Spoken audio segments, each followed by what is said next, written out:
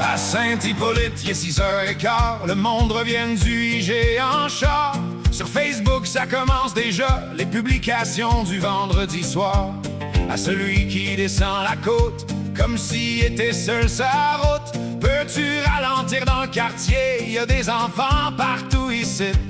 Puis en dessous, ça part bien vite, les commentaires montent en guerre. Quelqu'un parle des déneigeurs, quelqu'un d'autre des lumières. C'est le spot de Saint-Hippolyte, le village au complet dans un cellulaire. Entre les lacs, les côtes, les pick-up, puis les tempêtes de janvier dans l'air. Ça parle de chiens perdus, de courant qui vient de lâcher, puis d'un chevreuil vu sur le chemin vers 11h à veiller. Hey, hey, hey, hey, hey, hey. Quelqu'un connaît le propriétaire du chien noir près du lac Connelly. Le monde partage la publication avant même savoir c'est qui. Merci au gars en 4 roues qui m'a sorti du banc de neige hier. Hydro est encore tombé chez nous, y a un arbre qui bloque le chemin. Puis y a toujours un message discret écrit tard après 2 bières.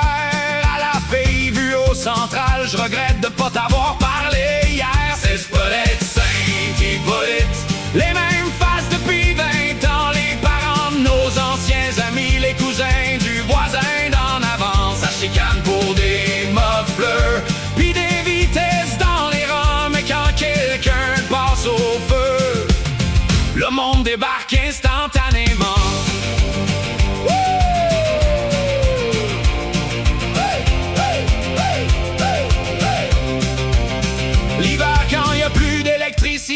Pis que le village tombe noir complet, les génératrices partent une après l'autre comme une tonne de métal dans forêt. Puis malgré toutes les chicanes, les commentaires, puis les soupirs, le monde d'ici reste soudé.